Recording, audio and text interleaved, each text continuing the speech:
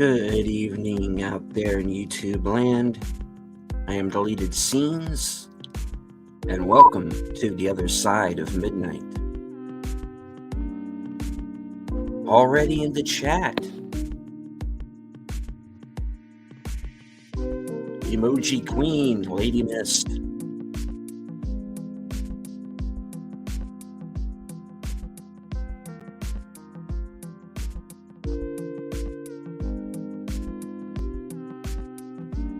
Calling you last, something dark side. I don't know.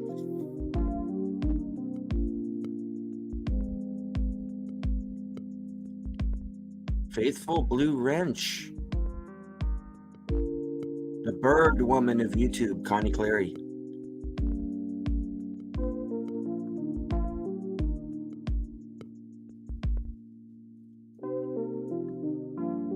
Friend of the channel, Pop Culture Mechanic. Criminally Undersubbed. Please check out his channel. Also have another friend of the channel, JPRPH1. Good to see you, sir.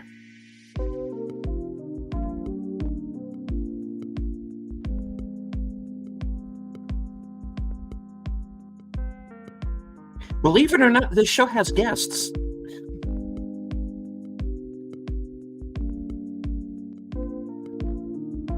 Waiting patiently backstage. So I'm going to bring her on.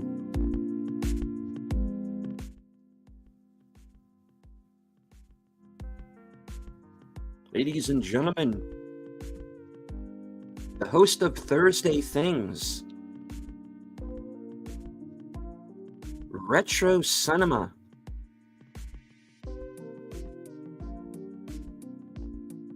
bouncer and security over at Friday Night Last Call. Ladies and gentlemen, Netters Network. Good evening, everyone. How are you?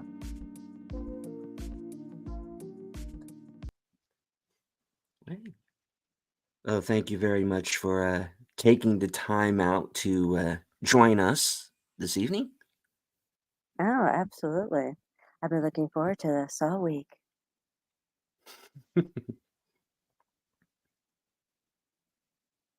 You're lying. You've been waiting for this since 11:30.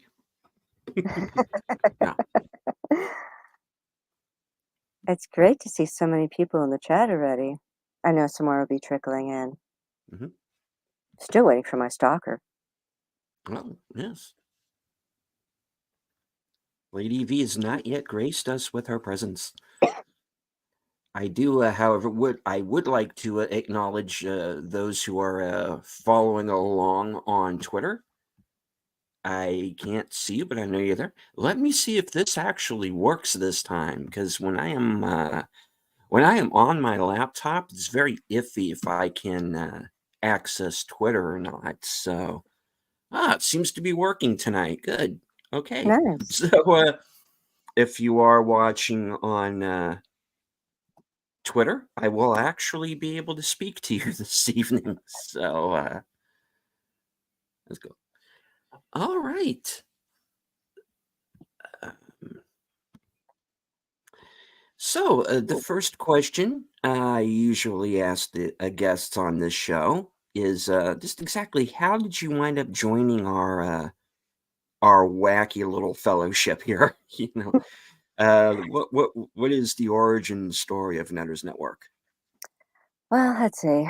It actually started with my husband, Troy Patel. You all know him as Friday Night Last Call. And he was doing these streams, and I was like, I can do that. It looks like a lot of fun. Why don't I try it? So the first thing I did was a box folding video. Because, when you have a really great box and you want to keep it, yes, sometimes they take up a little bit too much room. So I showed a different way to fold it so it would take up less room. That was the first video that I did, and I didn't have any editing software at the time, so I had to do it all in one take. That was interesting. I think I had to do it about 15, 16 times before I was able to do it without flubbing. And people really seem to like it. I'm like, okay, I can do this thing. And then Troy got me set up with editing software and showed me how to use it. So I was able to actually edit videos from that point on. And it just grew from there. It's like doing helpful hint videos, doing product demonstrations, all kinds of different things. And then from there, of course, I decided, because every week we would talk about this is what's upcoming. This is what's happening Monday, Tuesday, Wednesday. No one ever had anything on Thursday. So I was like, well, I can do something on Thursday. And I was thinking about it. I'm like, I'm going to have a channel or I'm going to have a stream on Thursdays where I'm going to invite people on and find out more about them. And I know I've had quite a few people on. In fact, I've had you on several times where Mhm. we just talked about you, talked about your channel, what's upcoming, what plans do you have. And the whole purpose of it is Orville Nation always says, together we grow. So my purpose was let's get other people to get to know you. They'll sub to your channel, they'll help you grow. They'll recommend you to their friends, which will also look at your channel, find out more about you, sub to you, grow your channel, and so on. And so it's just kind of my way of helping the community to grow a little bit and for people to get to know you because everyone has a fascinating backstory, and I want to know it.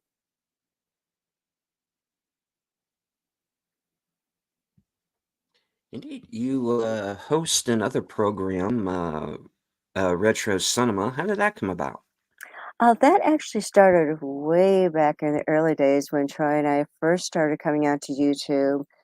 There was another YouTuber called Professor Geek, and somehow we got invited onto his channel for something. I don't remember what it was. And then we became regulars on his channel when he was doing these movie nights every Saturday. Well, then he ended up going on a sabbatical, and so he wasn't going to be continuing it because he was going to be off for like something like a month or 2 months. And so Big Al Presents, Troy and I decided to keep it going. So we figured we'd still keep the momentum going. And when he came back, he can just go right back in again. But when he came back, he didn't want to do it. He's like, no, I'm kind of played out and doing the movie. So you guys can continue doing that. So then it was Big Al, myself, and Troy alternating weeks. So between the three of us, we each took a week. And then Troy's like, "Well, it seems kind of silly for me to have a separate week from myself." So it became just me and Big Al, but Troy is still guest hosting on both of them, and he does the all important Cosme Link so that everyone can follow along. But it's such a blast to pull out these movies and get to watch ones that you haven't seen in a long time, or sometimes they're really new to me. Like Big Al will come up with some that are like, I've never heard that movie. I've never seen that movie. And I'll find new favorites. Now, for myself, because our big thing is own physical media, we have 6 bookcases that are right Mhm. behind me that are filled ceiling to floor with DVDs, Blu-rays. We own physical media. I mean, we embody physical media. And because I have so many of these DVDs and I got kind of tired of, did I show that one yet? Did I not show that one yet? I decided to go alphabetically. So I went I'm going A through, and right now I'm on the D's, and it's taken a little while to get there, but I actually have my movies planned out for the entire year, and I still won't get through the D's by the end of the year. I think I'll just start eking into the E's, like, right at the end of December. So, it's like, yeah, we have own a lot of DVDs, a lot of Blu-rays. Like I said, it's so much fun to watch some of these films that we haven't seen in a while, or maybe they're new to you, so I'm glad to introduce them to you. Is there anything that you wouldn't air, like a kind of movie where you're like, nope, you know what? Don't own it. Not going to touch it. Not going to show it. Is there anything like that? Well, there's a few movies that we own that as I'm picking out the ones that, are upcoming, I'll show it to Troy and go, I like especially if I don't know, it's like, "What do you think of this one?" And there's one that I didn't know anything about, and Troy's like, "Oh, no, you're not showing that. That's a very racy film." I'm like, "Okay, let's ditch that one," because I didn't know what it was, and I can't remember the title of it, but it was just like, "No, you can't show that on your channel." And it's like, "Okay," and it was one of those things that somebody had given us this film years ago, like, people will give us films, and so it's like sometimes we know them, sometimes we don't. In this case, I didn't know this one. It was just like so one that was in a group of ones that someone gave us. So I knew nothing about it. Troy knew something about it, and so it's like, no, we're not showing that one. There are other ones where we think that the content might be a little too like disturbing, like really graphic horror films that maybe we're like, maybe not because it's really, really graphic. Um, things like that. Because I mean, I wanna be sensitive to my audience and making sure they're having a fun time. I don't want them grossed out. Hmm. But I've shown horror films, I've shown sci-fi, I've shown, like, kids' films, and people get a kick out of them. It's like, I am a proud owner of pretty much every VeggieTales movie there is. So, it's just a lot of fun doing showing these things. So, when I get to the V's, we will see the VeggieTales movies. Nice. Yeah. Well, I have only done so far one watch party, and that never would have happened if it definitely if it weren't for Troy, because I did not know what I was doing. Um, I'm always concerned. Just kind of speaking for myself with this is I'm always concerned if I have the technology to pull this off. There's a Yeah, there's a lot that goes on backstage of a watch party, folks, and, Oh, yeah, it's like, in I'm fact never quite sure. It is kind of like planning a small invasion in a way, or at least for me it is anyway, you it know? is. In fact, anyone that tuned into Saturday night's stream on my channel, we were trying to watch Darkest Hour, and we were Mhm, having so many Cosme problems. Fortunately, Big Al also had a Cosme account.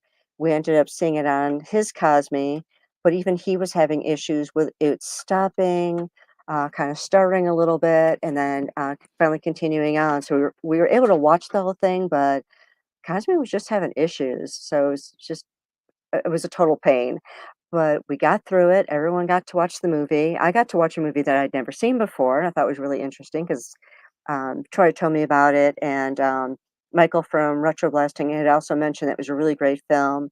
So I was looking forward to it, so I thought it was really interesting, and, I mean, sometimes you'll look at a movie and go, "Oh, this is about the war," or, "This is about, history," and it may not sound too exciting at first until someone says, "Oh, this movie's about da da da da," and they start telling you about it, then it's like, "Oh, that actually sounds interesting.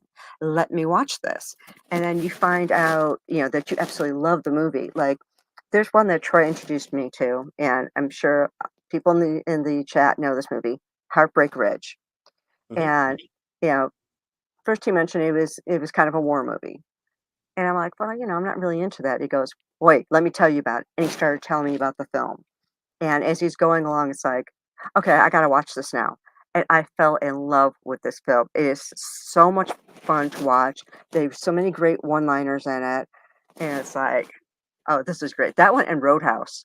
Roadhouse was another one where it's like, I didn't think I'd really be interested in it until he told me about it, and I'm like, mhm. "Oh, I've gotta watch this film." And again, some really great one-liners in there, like, "You're nice until it's time to not be nice."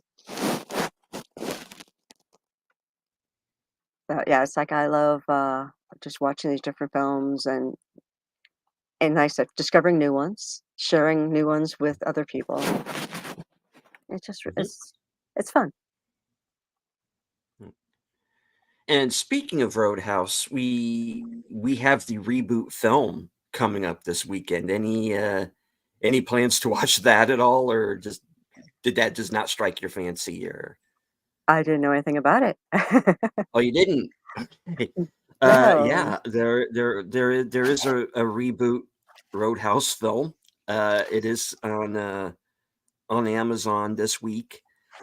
Um, I think on Tuesday night. Um, Oh, and I know it's the 21st, whichever date the 21st is. But see, now there are some films that should not be rebooted or remade no, or I agree. anything like that. It's like Roadhouse was a classic movie. It was a great movie. Yeah.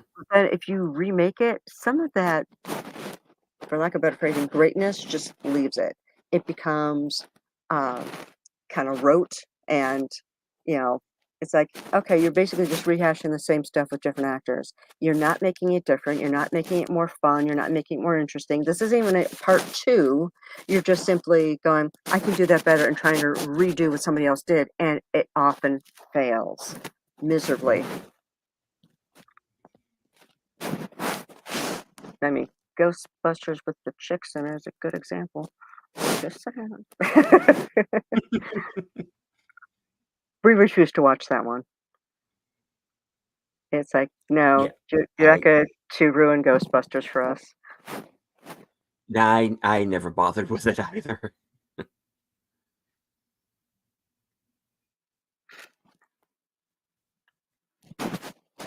I mean, because my thought when it comes to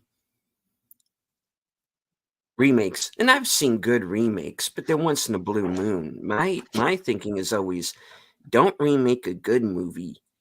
Take a bad movie that had potential and remake that. Exactly. But they don't Hmm. do that. What they do is they take these fantastic movies that were blockbusters and they're like, yeah, I'm just going to redo this. And it's like, no, just no. And it's not even that they're remaking it, but they're then gender swapping, culture swapping. And it's like, it's not the same movie anymore. This character was meant to be played by, a Hispanic man, or this role is meant to be played by an Asian woman. You can't take that away. It loses something. Hmm. But they do that, and that's like, okay, this isn't the same movie anymore.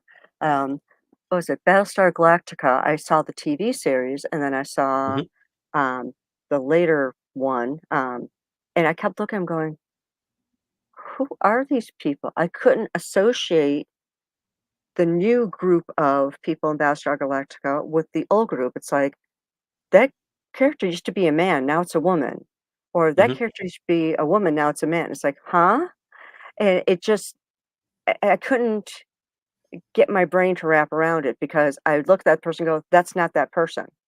I think one of the characters was Starbuck, where they got gender swapped, and it's like, Hmm. "That's not Starbuck." The you know? So, I don't like it when they do that. It's like, I understand you're trying to maybe expand the horizons or something, but do it a different way. Hmm. I don't know. It's weird because it didn't bother me so much Okay, I'm with an old-timer. BSG. No, I get it. I remember the original series too, but I well, this you also got to understand. They did BSG, and of course, folks, this is the Sci-Fi Channel version. Um,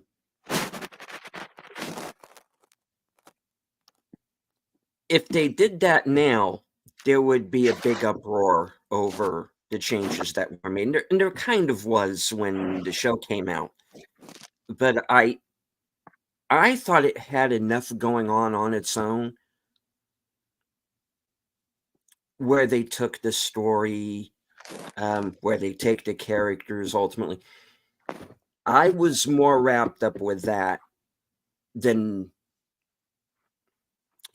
overall of the gender swaps and race swaps and all of that.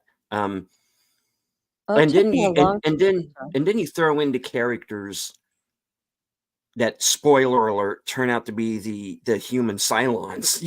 Then now you got Right. yourself a weekend. You know, um, Well, it was like when we first started watching it, it's like, okay, I don't really like this, but I stuck it out because Troy was watching it and he would mhm, have it on, so I would find myself watching it. And then as it progressed more, I started getting into it, so it wasn't as bad because then I was getting more familiar with the characters and um, despite the fact that they were gender swap, race swap, whatever. And it got to a point where it's like I got used to seeing them, so it wasn't bothering me as much anymore. But I still don't think it was as good as the original. I mean, and I have to remember the original was very campy, mhm. but that's what made it fun. It's like the new one was seemed to be like ultra serious. It's like that's not fun. That's more like real life. who wants, real life, when you're watching a show, you want more fun. You want to be able to escape into a different world or a different realm to get away from real life, to get that break. So it's like, don't make the shows too serious because we don't want too serious, you know? Hmm.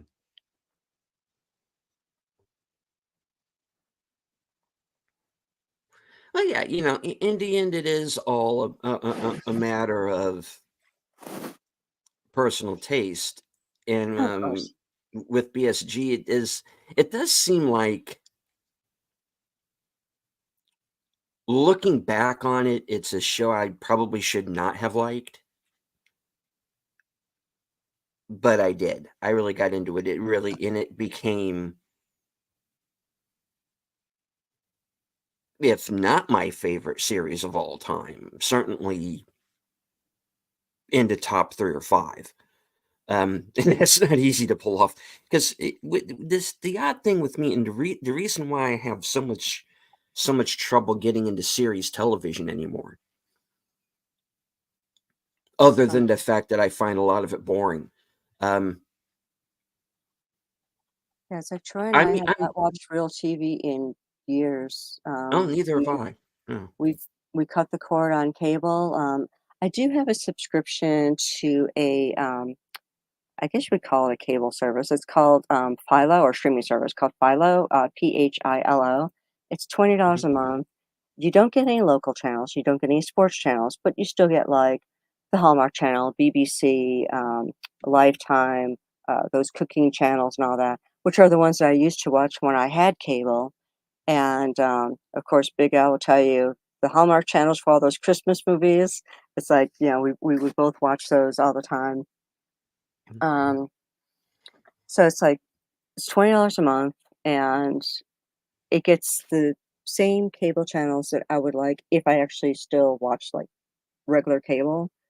Plus, I'm getting like a lot of like MeTV, like the old television shows. So I Mhm. started watching all the old episodes of Rosalie and Isles because I'd never seen all of them. I'd seen like one or two, and it's like I got to watch all of them. I got to go back and watch uh, like Criminal Intent and those ones, and it's like, yeah, I remember watching some of these before. It's like now I got to, see them all over again. It was great to see some of those shows. Plus, you can also watch, like Leave It to Beaver and some of those other ones from, like the 50s and early 60s, and it's like, okay, I remember seeing these on MeTV, before, and it's just kind of interesting to see the different cultures that were there because like back in the 50s and 60s everyone was just like golly gee, and now it's like f-bombs everywhere. But it was such a different culture, and then you see as you're watching these different shows you can see how the culture changes through the years and how people treat each other and how they talk to one another through the years as they go on. And it went from being very polite to swearing, being very disrespectful. And I think that's part of the reason why we cut the cord because, like, you know what? I don't want to see that stuff. It's like I mentioned, real life. It's like if I want real life, I'll walk outside my front door. I don't need to see that on television. Hmm.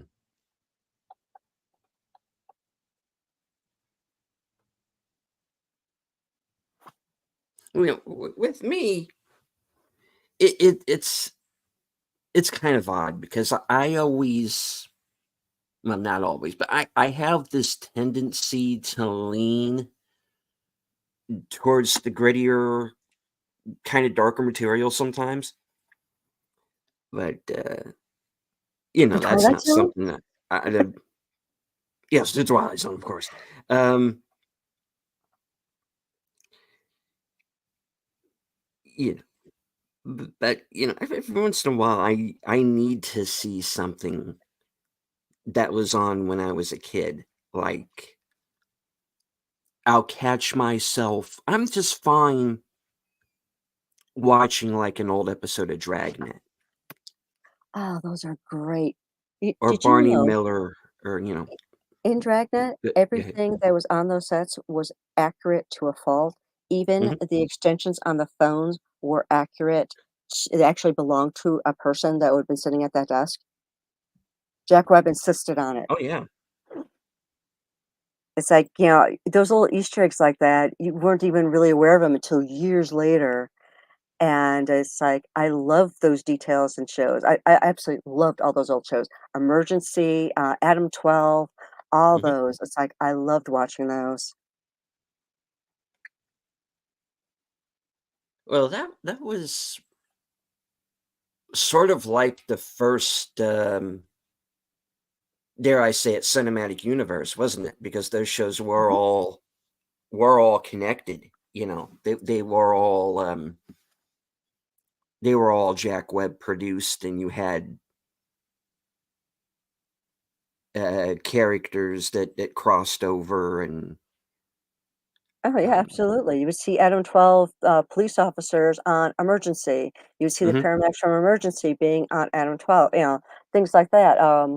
They're just these interesting little crossovers. You'd see him for just a few minutes, but it's like, "That guy's from this other show," and it would be a blast to watch it. Just like, Man from U.N.C.L.E. is one of my favorites, mhm, and they would occasionally guest star in, you know, uh, just regular shows like Don't Eat the Daisies. There was an episode where both Napoleon Solo and Ilya Kuryakin showed up, at, the family's home for whatever was going on there. And it's like, oh my gosh, like they're here. And I just love those little things where it's like, you're not expecting to see it because back then they didn't really say guest starring, these people on there. You'd start watching and go, oh my gosh, look who's on the show. You know, um, and it would make it a little bit more fun because if you watched the other show, then it was just like, well, this is really kind of cool. You know, um, so I loved seeing those crossovers and of course the shows themselves just standalone were always fantastic. I mhm. just really felt that they wrote things better back in the day than they do now. Now it's just kind of like, let's just throw everything at the wall and see what sticks, where then things seem to be more thought out. Mhm. Yeah, that's something that I've picked up on of late. It seems like, okay, we wrote a first draft. It's done. Go out, shoot it. Yeah. No, this, could you go back? It's just, but that's one of the complaints that I've heard, over the most recent season of True Detective. It was everybody just seems to be in agreement that it's like they shot like a rough draft and then just do it together. I catch that a lot. Um, and it seems to be, and like I said, this wasn't something I didn't notice at first. Until I kind of came into this whole, identifying the problems in entertainment, shall we say, late. Um, because there was a period of time there where I wasn't watching a lot of television or going to a lot of movies because my father was ill and I was kind of seeing to him. And it wasn't until later on that I came to notice, like I'm watching cop shows, like SWAT or like The Rookie, Oh, I love the um, rookie. Prodigal Son. And yet all of the sudden I'm seeing the cops apologizing for being cops. And I'm like, Right. what? Actually, I confused two of my television shows. It wasn't Wow. Emergency and Adam 12. It was what's the one you just said? The paramedic show. That one and Adam 12 were the ones that crossed over because they were done at the same time. Yeah. Emergency came later. Emergency. Yeah. Yeah. Yeah. That was the Uh, same time. it wasn't the same time as Adam 12. That was the other paramedic show, which I can't think of the name of now. You just said it like a minute ago, and I can't remember which one it is. Um, Hmm. but they also used to do things when they were going to be shooting a show where the actors, the script writers, directors, all that would sit around a table and they'd start going through the lines and going, this doesn't really work. Let's change up this line here. So the writers would, make notes to change up the line, or, well, my character's supposed to be doing this here, but that doesn't sound like it's feasible for me to do. Okay, is there a different way that we can approach this, get the same ending? And so they would try and figure out a different way to do a stunt or deliver a line or whatever it may be. And I really don't think they do that anymore. It's just like, here's a script, learn your lines, do it. You Yeah, know? yeah, I know. There was an actor the other day that was on like an interview show. It was like, well, at the table read. I'm like, my God, you still do those? Because it doesn't feel like they do. It just feels like, okay, they just showed up on the set one day, and well, let's just shoot something. That's how it Yeah. feels. It's like, well, these are my lines, so I'm just gonna say them. It's like, but do you know what your lines mean? Because it sounds gibberish. Did you, not read these over and realize that this is gibberish that you're saying? Why didn't you bring this to the director or whatever and tell them this is gibberish? But they just, this is what my lines are. This is what I'm going to say. It's like, no, don't just take it at face value like that. Question it if it doesn't make any sense. Would your character actually speak like this? And they just, I said they don't give it any thought. And then you have some actors or and actresses that just go the extreme um, with their roles. Like I want to say, is it Christian Bale lost a whole bunch of weight for one role where he had to be very, very thin. Uh, I mean, Mhm. you saw his ribs, everything. Then another role, he had gained a whole bunch of weight and had a beer belly. And it was like, "Oh my gosh," it's like this guy went from one extreme to the other, and then you in the middle, he's got that buff bod, and it's like, "How does he do this?" It's like, I wanna know how he loses the weight because, yeah, I got a couple pounds I like to shed. Uh, but it's like, some of these actors are really committed to what they're doing, and they're like, "This is how I think my character would act in the situation, how he would respond, da da da." And this is one actor, it's like, yeah, this is the way that I think this should be. What do you think? And he then goes with it. He doesn't just, he's not a puppet. That's the word I was looking for. He's just not a puppet. I do want to acknowledge a couple of people who've joined us in the chat. Joining us from the future, Sashi. And I want to say hello to Mikey Seuss Forrest, reminding us that he will be joining you on April 4th. Yeah. Right on. Internet connection's not the most reliable one. Well, neither's mine, to be honest. Um, as anyone who saw Western Cinema Presents today will know, I definitely had some issues during the course of that show. It happens, but we get through it. But yeah, And I just want to remind everyone in the chat, if mhm. you haven't yet hit that thumbs up, please do Oh so. yes, please. Um, Indeed, hit the like, share out the stream, and if you are new to the channel, please subscribe, and of course, subscribe to one another, please. Um, and that's something I do notice myself doing is um, going back to these older programs. Like I actually started watching um, Race for Your Life, Charlie Brown today. Oh, I yeah. found it. It's free on YouTube. It's like, wow, okay. Yeah, I mean, I didn't have time sitting watching it all, unfortunately, but it is amazing what you can find, and it's also helpful for the things that you don't have. I'm a big physical media guy, obviously, um,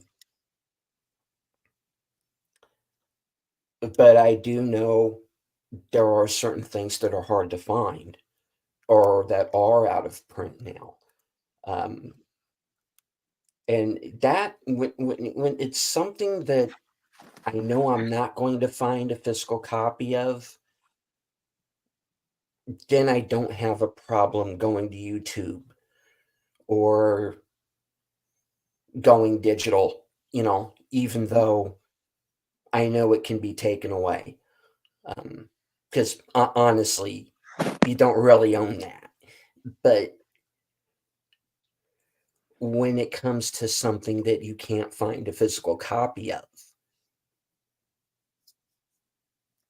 Well, then I say go for it, there are ways around but that that's though. me. If you can find a electronic copy somewhere, Right. there are ways that you can download a copy for yourself. I personally don't know how to do that, but I know people that do.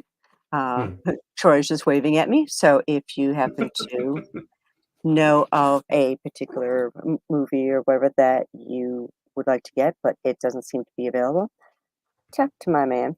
He'll help you out. Okay. I'll keep that in mind for sure.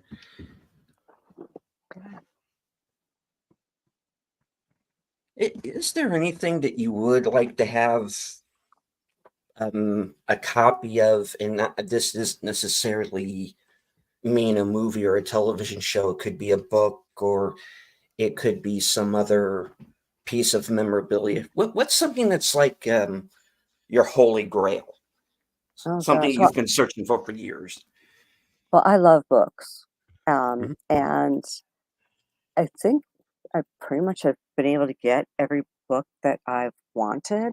Um, some of the books that I'm interested in, the authors passed away a long time ago, but I've been able to find their books on the secondhand market. In fact, there's some that I had found for Troy years ago that because they are now out of print, they were rather on the expensive side. I got them. I mean, there are times when you're looking for a book or something and it's out of print, but you might find, see, I'm a Google queen. So if I put something in to find, I can generally find it somewhere by Googling it. It's a matter of how you put in your search parameters, that sort of thing. So I also will look on eBay to see if somebody there has it. One of the books that I had been looking for is a second copy of a book that I already own because it's so old it was starting to fall apart. It was called The Anything Box, and it's a collection of short stories by this author, and they're all one that it's like they're kind of like fantasy science fictiony, and Mhm. the title story is about this little girl that is in this teacher's class. And the teacher notices that she'll sit at her desk with her hands kind of cupped and be looking, just staring into her hands. But every time the teacher would walk past her desk, she couldn't see anything. Or, and the girl would usually like put her hands quickly down on her lap or, like in her desk so that the teacher couldn't see. And at some point during the story, the teacher manages to grab the thing out of her hand, says, "You need to start paying attention in class." And she puts it into the bottom drawer of her desk. But it's like she put her hands around the girl's hands, but didn't really feel it, or she didn't see anything, but she kind of felt something. And when she went to put it into her drawer, she then saw something. It was like this entirely different world in this invisible-ish object, and she was seeing things, like, from her childhood. So, when you looked in the anything box, this made you see things that was, true to your heart, things that you really wanted to see or experience. And so this little girl, when she was looking at it, she was seeing things that were true to her heart, the things that she wanted to experience and wanted to see. And when the teacher looked at it, she saw these things from her childhood that she missed and loved, and it was just, like, such a sweet story that she got to see these things again. But there's a lot of different stories in there that are, you know, just a different take on a sci-fi story, and they're all short stories, so they don't take very long to read, but they're all really interesting, and no 2 are the same. So, Mm. that was one that I looked a long time for and finally found another copy of it. I had to pay a little bit more for it because it is out of print and the, author had passed away, gosh, I wanna say something like 40 years ago, 50 years ago. So, it was harder for me to find, but I do now have a second copy of it, and, the only thing I don't like is that I got it from one of those sites that put the stickers on the spine, and when I Mhm. tried to remove the sticker off the spine with my hairdryer, it kinda tore it a little bit, so that Yeah. ticked me off because I paid a decent amount for this thing, and it's like, great, now that my spine is torn because they had to put the stupid sticker on there. It's like, don't mark up books, people. Don't put No. stickers on them. You can mostly get them off with a hairdryer, just have to work at it slowly, get them off, but on older books, sometimes that glue just adheres and won't come off, and then you end up ripping your covers. So, uh, but yeah, that was one book that I really loved, and, I said I was happy to get a second copy of it so that I can keep my original one intact and not, have it fall apart anymore. Uh, Sorry about that. No, Um, no worries. and stop it. Work. Okay. Technical difficulties? A little bit. And hello to Jacob Ironside. Thank you for seeing. Thank, thank you for watching. All right. I'm half asleep over here. Sorry, folks. All right. Well, I gotta tell you, when it was the holy grail for me, and this is gonna sound a little odd because everybody's gonna think, why that one?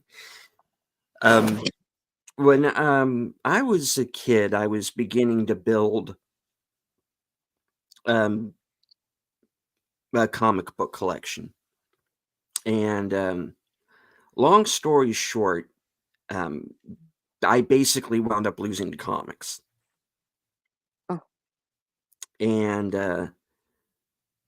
I decided the only one that I really cared about losing, and I don't for the life of me know why I focused in on this one. But it's like the only one that I really missed not having was G.I. Joe number 47. And it's an issue that kind of picks up mid story and kind of ends mid story too, honestly. But the whole issue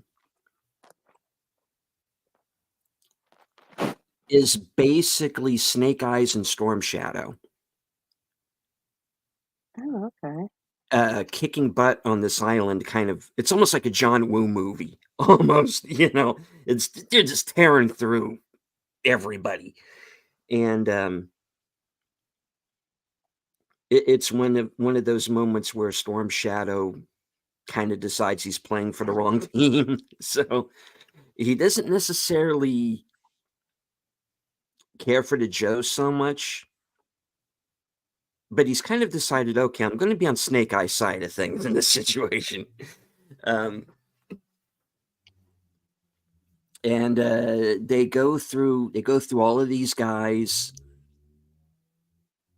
They've made it to where they're going to rendezvous with the rest of the Joes, and then Baroness shows up at the end, puts three in Storm Shadow's back, Oh, and that's the end of the story. you know, um, and I don't know why I fixated on that one, but I was looking for it for decades. and did you find it? And then I did at a local comic store called Soundwave, which was Soundwave Records and Tapes at the time. They've moved from that location since they're in a much bigger um, location now. Uh, but yeah, I managed to track it down, and I have it back in my collection again. So, I've got a and comic story that's rather gutting after you're done. So you have that in your collection now, and are there other ones that you're looking for? Not specifically. So I kind of need a new Holy Grail again. But yeah, it's just of late, and I think it's the fact that and hello to Girls Random Thoughts. I didn't want to leave you out. Um, things seem to be easier to find now because with the people that I've met here who know other people and tend to be connected. So I like to say, I'm talking like they're all mobsters. He's connected, you know. Um, yeah, it's a little easier for me to find things because I have different avenues to look now. It's not just me randomly looking in places hoping to find what I'm looking for. Now it's a little easier. I get Um, that. It's like I have, the entire collection of Badger comics. mhm, There were a few that I was missing, and our local comic guy, comic book store, uh, I let him know which ones I was missing, and he was able to locate them for me. So I was able to fill in the blanks. So I have the entire collection of the Badger, and that's an awesome comic. It's like I love reading that. Actually, a friend of ours who comes on every once in a while, Luddites Are Us. He's a real mhm. good friend of ours, and he turned me on to the Badger. And I after that, it's like I had to get all of them because he's like my favorite comic book hero now. But when I was a kid, there was a woman that worked with my mother that would buy a whole bunch of comic books, and after she read them, she'd give them to my mother to give to me because she's like, "You've got a kid, you've got young kids, right? They like comics. Here's comics." Well, this is back in the '60s, so that means I had a Superman #1, and I had this, through my first marriage, and at one point, we were going through the divorce and all that, so we had things in a storage, facility, and trying to get some of my stuff out and can't find my comics.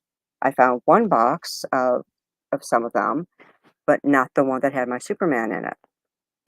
And when I asked my ex about it, he goes, "Oh, well, the guys that own the storage area came in here because he gave some cock and bull story about them coming in there and they probably took it."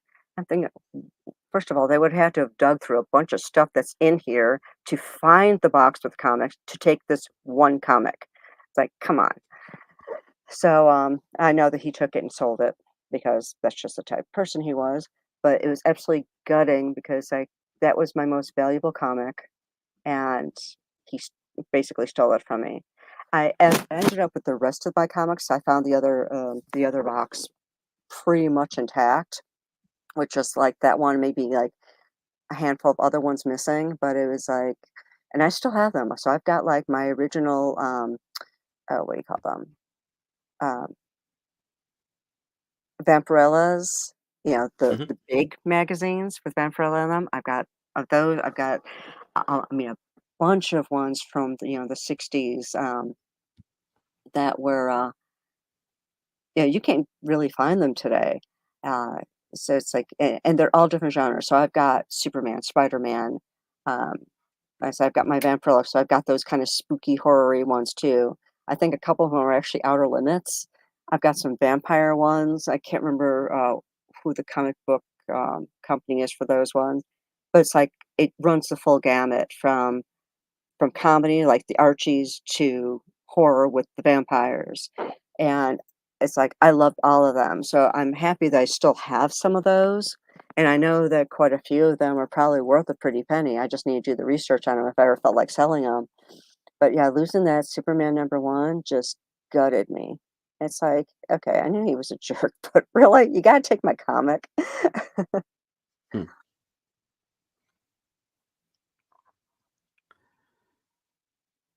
Yeah, it's like, and now if Yeah. you try to buy a Superman #1, there are thousands and thousands and thousands of dollars, and it's like, yeah, I'm not replacing that in my collection. No, I mean, that's true. You got to worry about how much will some of this stuff cost. Spoiler alert: I'm not made of money, Yeah, I mean, there gets to be a point where it's and cost prohibitive to try and you replace gotta. something. Sometimes you just have to let it go. Yeah. It's like you'll still keep wishing for it, but yeah, there are just times when it's cost prohibitive, so you just have to let it go, like I said. And it's like, Mm. I'm not getting that thing. I'm not spending $50,000 on a comic book. Nope. If anything, I'd put that towards my mortgage and pay that down.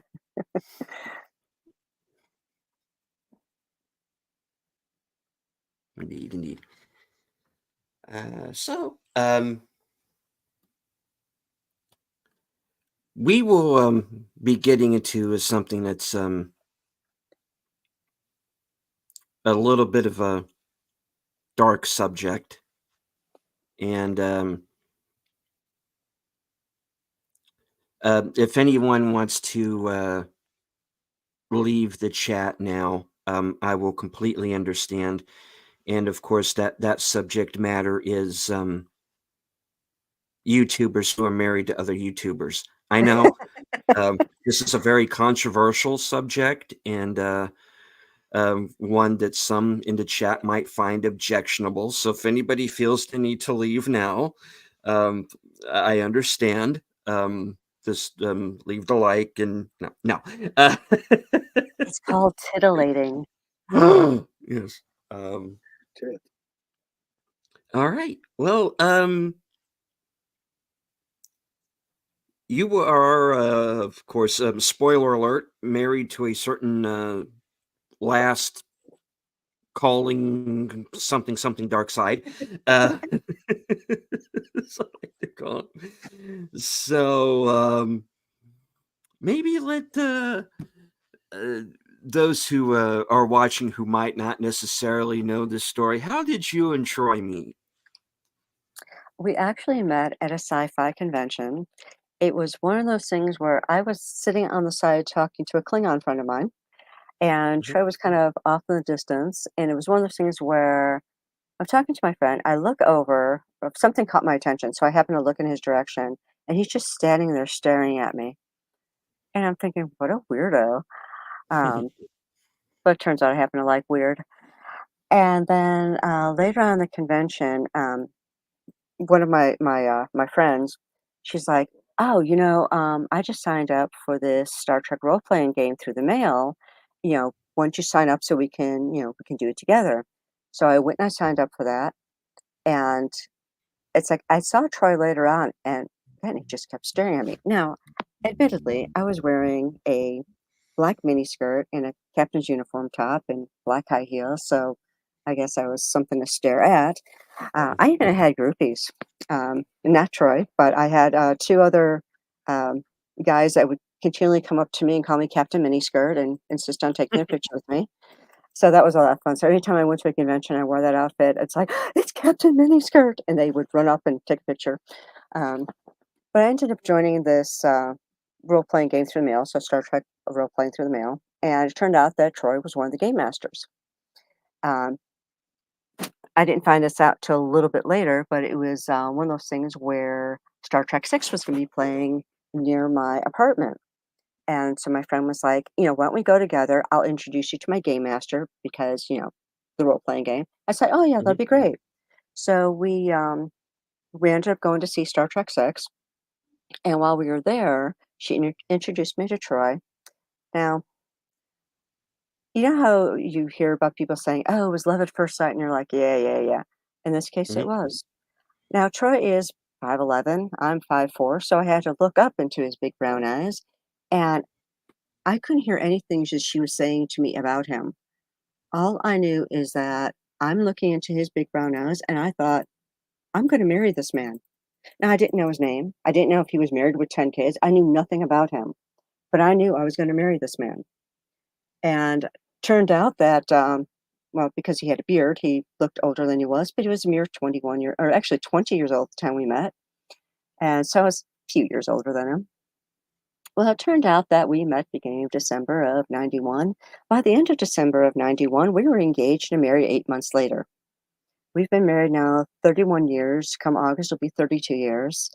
And our love for sci fi has been one of the things that's connected us. Um, but it's like, one of those things where it's like, that didn't really happen. It actually happened. Yeah. So love at first sight.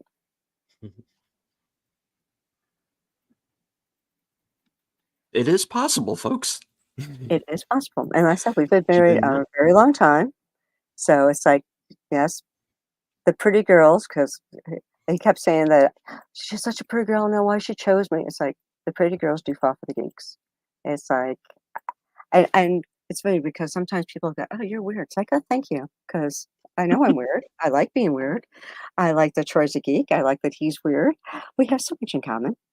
And then we also have things that aren't in common, and it's like he'll, you know, introduce me to something that he's really interested in, and I may not have had an interest in it, but it's like he makes me excited for it because he's excited for it.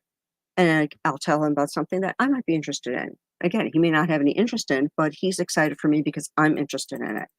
So it's that give and take too. It's like just because, you may not have an interest in something, uh, be excited for your partner because they enjoy it. One of the things I do love about my husband though is that he is not a sports fan because I would really hate to be a sports widow. I don't follow sports at all. Fortunately, he doesn't follow sports at all. I love him for that so much because I think it's very rare to find a guy that doesn't follow some sport, whether it be baseball, football, whatever, and he doesn't follow any of them. So he is that that that one guy in a million that doesn't follow sports. Um, if he did follow them, I would try to enjoy them for him, but yeah, I'm not really into it. Considering the fact that I support my local teams, my Cubbies, my Bears, Blackhawks, I will support my local teams. Of Unless you course, left out the Sox. yes, I left out the Sox, dear. Um, See, that's where we differ. I'm a Cubs fan because I grew up north side Chicago. Um, his family was south side, so they're Sox fans. And so that's where our contention is. It's like he'll root on the Sox, I'll root on the Cubs, but we don't really follow sports, so we'll support them though in absentia.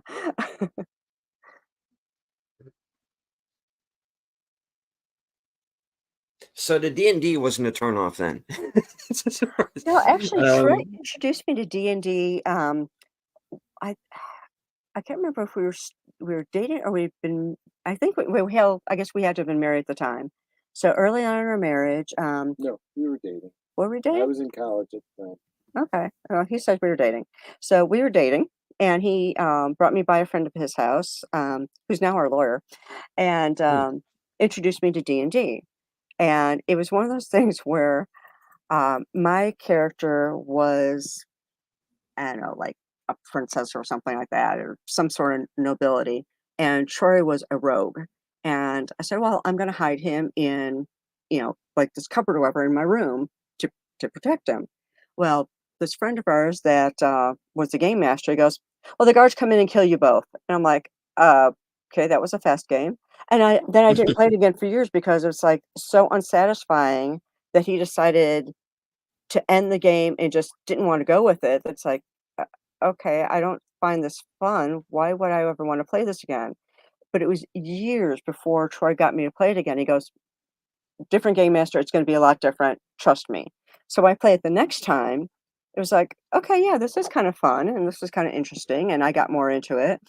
And we did Star Wars ones, we've done, just regular Dungeons& and Dragons ones, and, it's like, it's just kind of fun taking on that character. So it's like I'm tiny, so I was an elf, and I was also a magic user, so I can cast spells and all this sort of thing.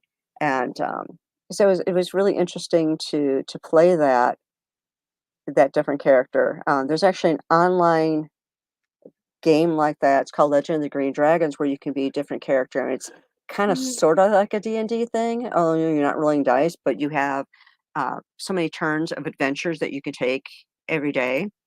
Unfortunately, the site keeps going down, so it's like I don't think anyone's really maintaining it anymore.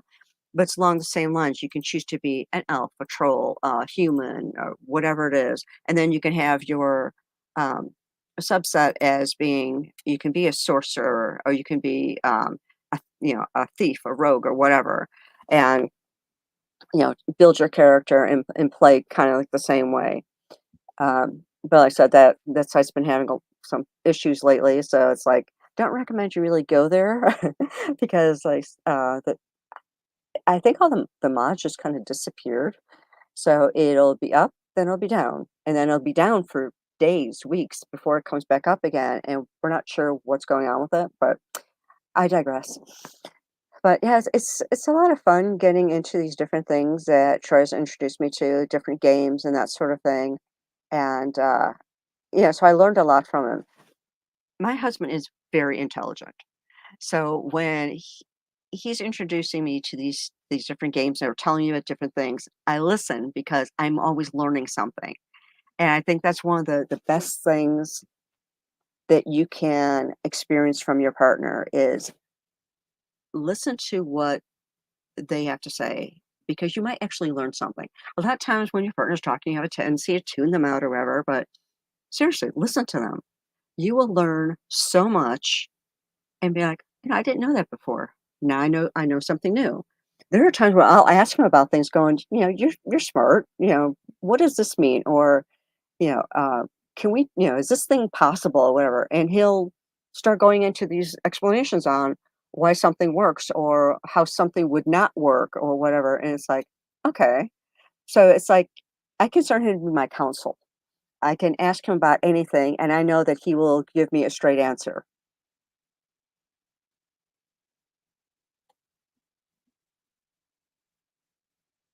Right on. Um, I tell you, if somebody wants if there's somewhere I can go to get like a crash course in D&D, I know where to go to now. So Oh, it's Troy always can been a definitely bit of school you. a Yeah, Troy mystery to can me. definitely tell you all about it. Um, He plays a Wednesday game every week with some long-standing friends, and it's all online because they used to come over to our house, and then COVID happened, so now they play online, and it's really convenient because no one really has to go anywhere. Of course, I do really miss making cookies for the guys every week. Yeah, that was my thing. The guys would come over, I would make cookies for the guys to munch on during the gaming because yeah, you gotta have munchies. So I do miss that part that I don't make those anymore. Mike Sue's Four says listening and hearing in a relationship based on communications are two different abilities. Being able to know the difference makes for a successful marriage. I hear you. See what I did there?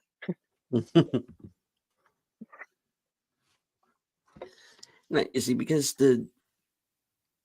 when it came to D&D, when I was a kid, I always thought it was this kind of that was something the older kids did. That I wasn't really into it. And the only other thing that I had to go by, and this story was that movie Mazes and Monsters. That was an Wh- interesting movie. Yeah, not exactly accurate And a little because I psychotic. know. Yeah, because it was obvious. It was one of those. Oh, he went crazy because he was playing this game. No, he was nuts before. It's That's pretty obvious. you know? that's like, the thing about D&D Yeah. though is that you can immerse yourself into a character and be something completely different from what you are. So Mhm. like I said, I'm 5'4". I'm small. I could play a character that's like a troll or something that's huge, or something. Now, frankly, I identify as a dragon, but. Well,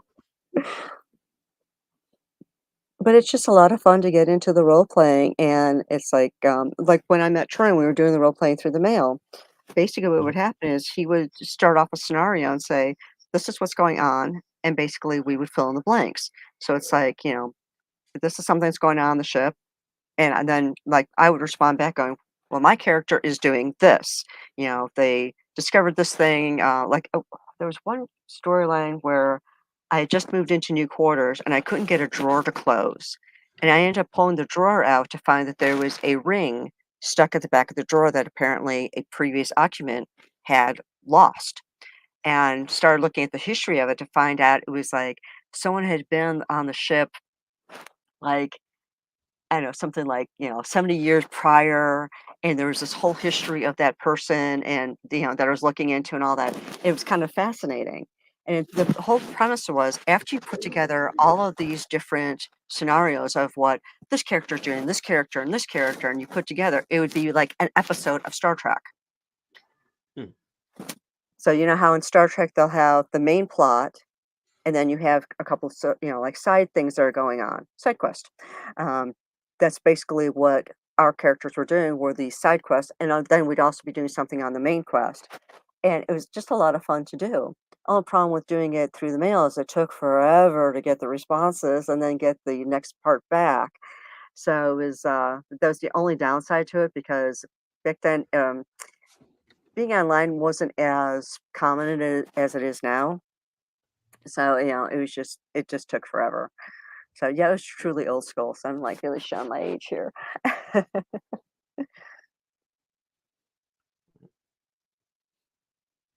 But still a lot of fun. Yeah, it sounds like, yeah. Like I said, if I ever got involved with a game, though, I would need somebody who could, give me like a crash course to run through it. But Oh, I still can't roll um, dice to save my life. It's like they'll be like, "Roll your saving throw. Which dice is that? Roll your stamina. Which dice is that?" I can never remember them. It's like I always have to ask Troy which dice I'm rolling. Because for the life of me, I just can't remember them. I can't, I should probably just, dice, saving throws, this dice, and what have you. But, yeah, it's like I would just go, "What dice am I rolling?" Fortunately, he's very patient with that.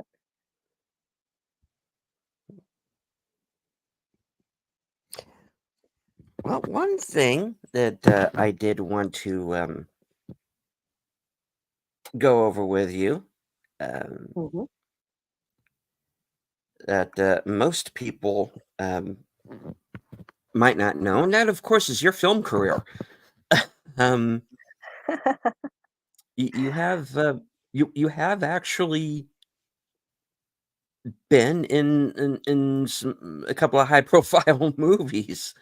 Um, I have. I've been a movie extra. mhm, The one you could see me most prominent in is Poltergeist 3.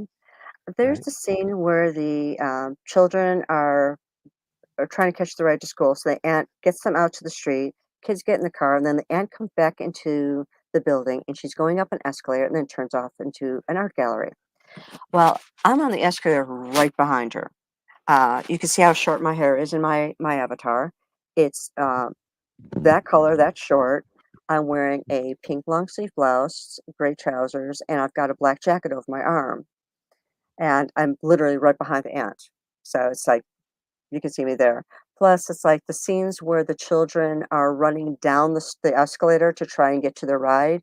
You can see me in the background. It's like walking, um, like just before pillar, then clearing the pillar and coming back. Because basically, what we're doing is going up the escalator, going down the escalator, going around, coming, going back around, going back up, going back down, and we just kept repeating that. So you would see me constantly going around the pillar, up the escalator, down the escalator, or whatever it may be. So you can, if you really look during those scenes where they're going to catch the ride, and then back when the aunt is going up into the art gallery, you'll see me several times if you look for me. The other movie that I was an extra in, unfortunately, you can't really see me too well in that one because, well, they ended up kind of cutting the scene, but we were all in Sox Park, and we watched them play the game, and we watched them come up from losing horribly to winning the game. There was fireworks, it was really great, and then after all the fans went, it was just all the extras sitting around with, Peter Boyle, and I forget the other gentleman's name that did the scene with them. We're all sitting there, and they're like, "Oh, cheer," and all this, pretend the game's still going on. Well, when the movie came out, I'm sitting there going, "Okay, where's the scene?" Well, there's a bar scene with a television on in the background, and I'm looking and going, "Oh, I'm the third dot from the left on that TV." And then, of course, way back in the day when I was much younger, I was on public access television as a Motorsports Unlimited girl. We used to wear these cute little unitards, and we had feathers in our hair. Yes, it was weird. But the whole premise was guys flip through channels, and they don't stay on a channel for more than a couple seconds before moving on. So the producer of the show is like, well, if I put these pretty girls and these unitards and the feathers, the guys will stop to see the pretty girls. They'll realize that the girls are talking about motorsports, and they'll stay on the channel and watch the show. Now it's public access television, so it's not like we got paid for it or anything. But it was a lot of fun to do, and I learned things like Healy arc welding, or TIG welding as it's also called, and things like that. And we would go to auto shows, and we would be standing there in our cute little red unitards with our little tiny yellow shirts. We wore boys 2T size t-shirts. Those are tiny and they're tight. And I was the smallest person there, and they were really tight on me.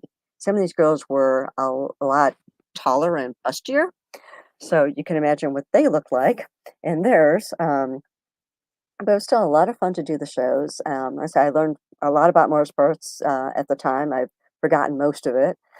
But we had our fans that would write into the show and want a picture of us or whatever. So that was kind of cool. It's like, I've got a fan. So it's like, yeah, that was my television career.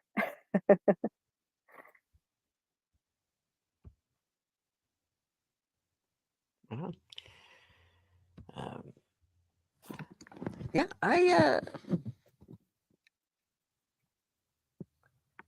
I wound up an extra myself. I had a brief brush with Hollywood myself, and I'm in a movie called Quiet Victory: The Charlie Wiedemeyer Story. Yeah. That was back in 1988. I'm gonna wait for. You remember it was a long time ago. There was this time called the 80s, and I was there. I'm not too old to have lost my memory yet, knock on wood. Come in? Anyway, yeah, so, yeah, I was in high school, and they filmed the movie partially at my school. I'm in like 7 seconds of the movie, literally, but I was, like, running around showing everybody this entire movie just so they could see the few seconds. I'm sure I annoyed everybody senseless, but, it was fun. It's on I think it's still on Amazon. So if anybody gets the chance, it's actually a pretty decent movie. Um,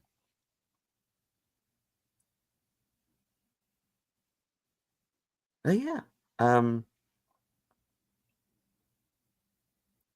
this is how I'm here, folks, because I wasn't in any of the movies. Um, close enough. Um, yeah, you get these yeah, you get these fun little opportunities. And, It's always a lot of yeah, fun to do some of these things and just do something a little bit different. Um, yeah, I didn't have any speaking lines or anything, but it was still a lot of fun. yeah.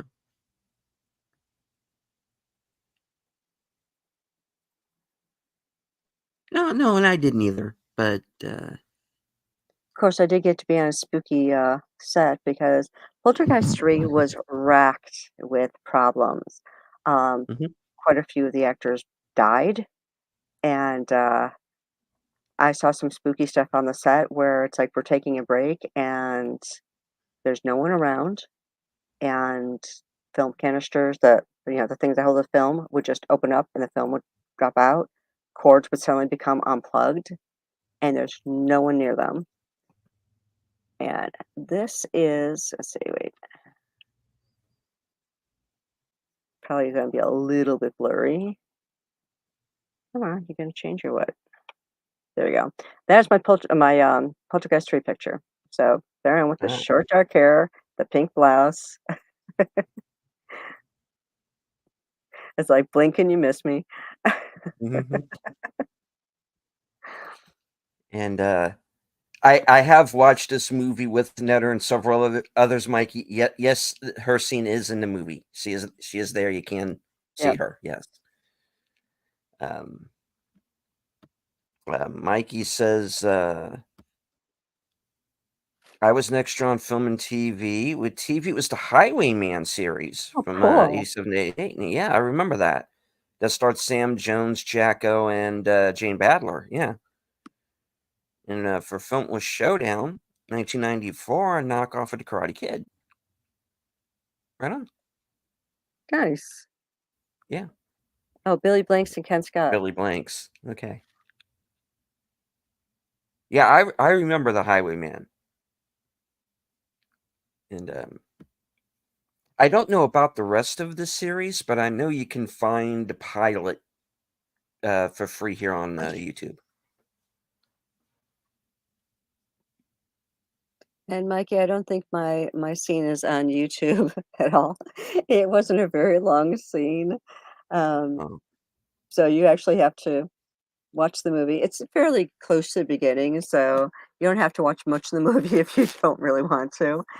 But it's like in the first quarter of the movie. mhm.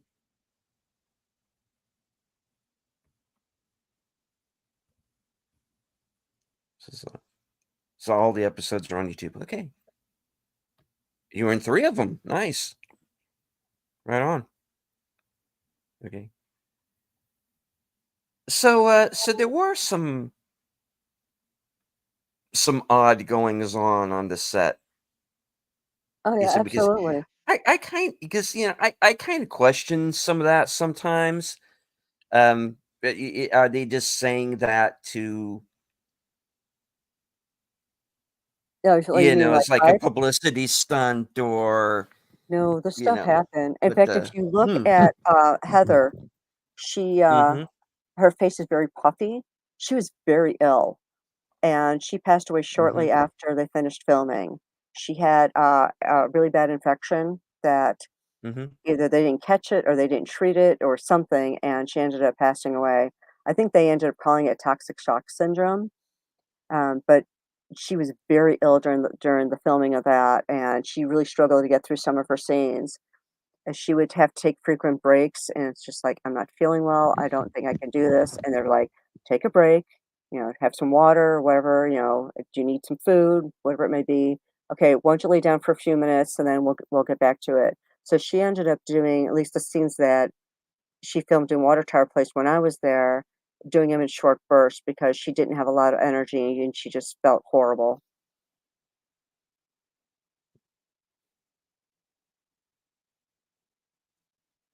Well, I mean, obviously,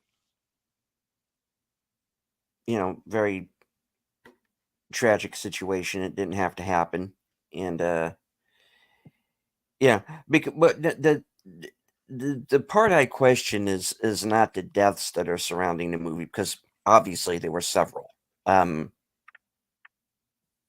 Dominique Dunn after the first movie, Will Sampson after the second, um, the actor, I'm forgetting his name right now, who plays the villain, um, he passed away as well.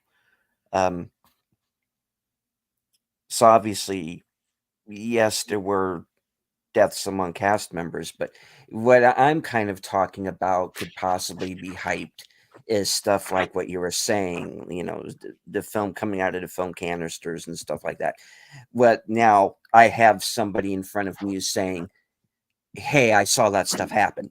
you know, so it's like, okay, now I can take it as it's not just stories.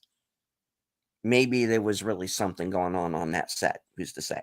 You know, Oh, um, definitely. It's like I'm a big believer in spirits. I mean, I have spirits in my home. They're all mm, kindly, thank goodness for that. But it's like, when somebody's like, talking about ghosts or spirits or whatever, it's like it doesn't bother me. I think they're fascinating.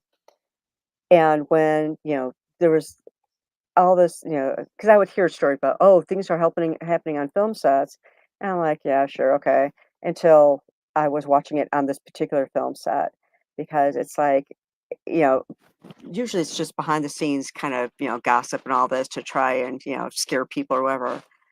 Mhm. But like I said, when I was, and this was in Water Tower Place in Chicago, um, and it's like, there's no one else around. I just happened to be on that particular side of the set because I had grabbed something to eat and I was trying to find a place to sit down where I can eat my sandwich and stuff. And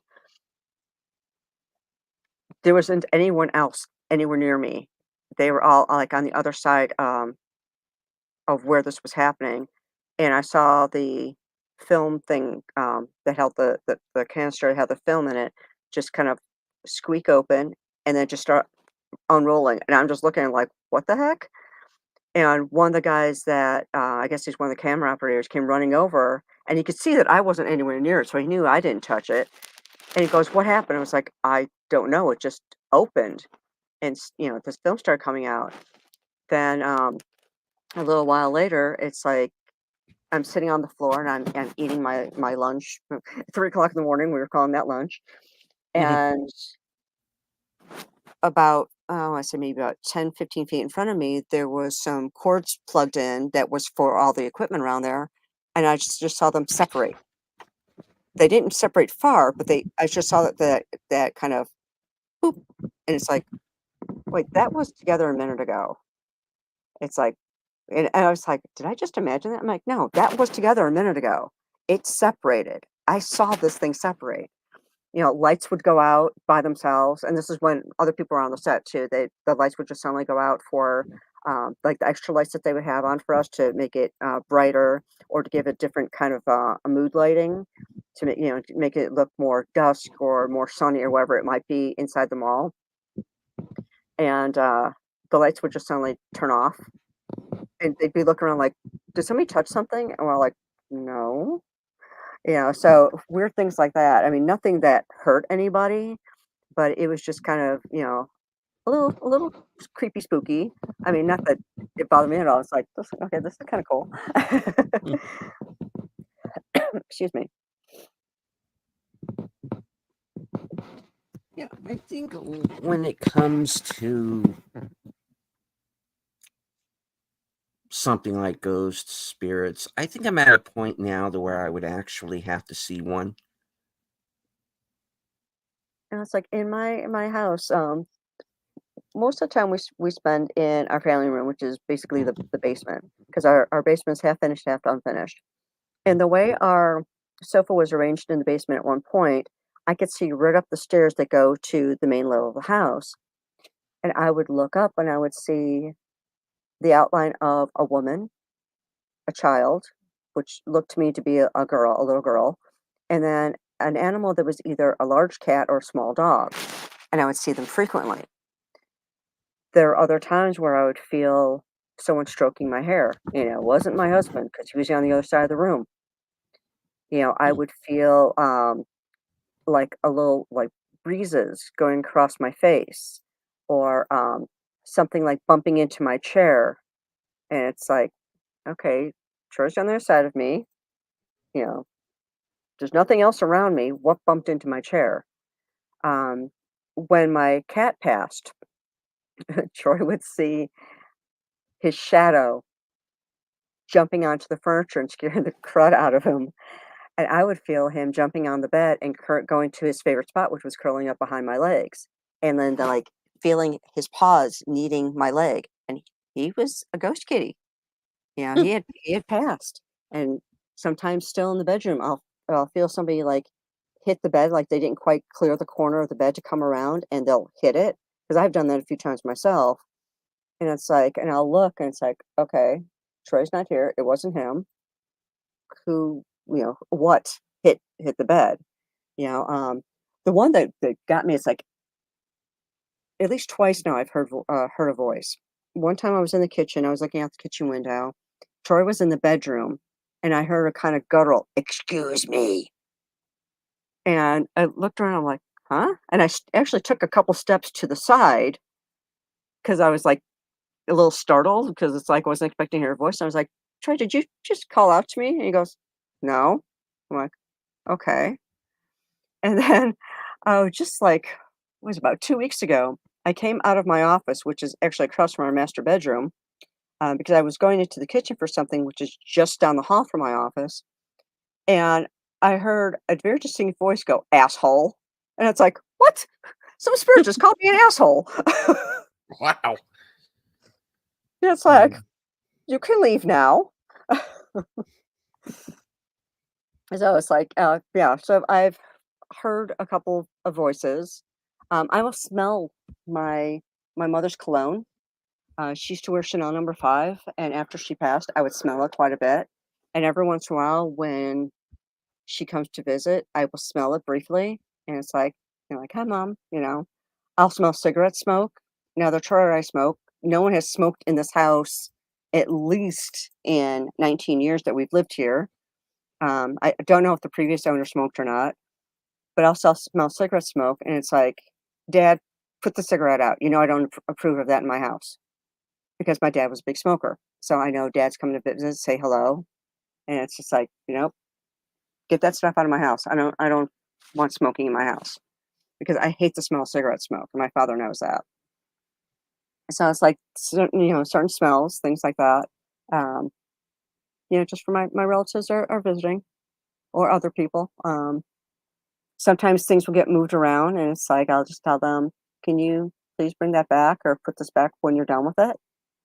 And a couple days later, maybe it might even be a couple weeks later, the thing that I was looking for or that had been moved is back where it belongs.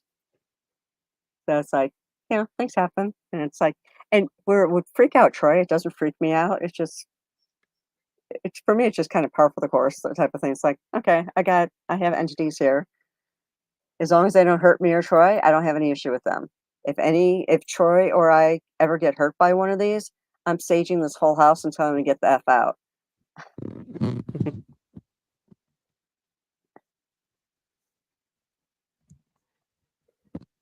Well, I mean, like I said,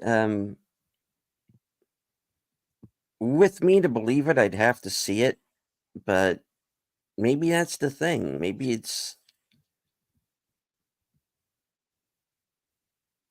just that they're there, but my eyes aren't open to it.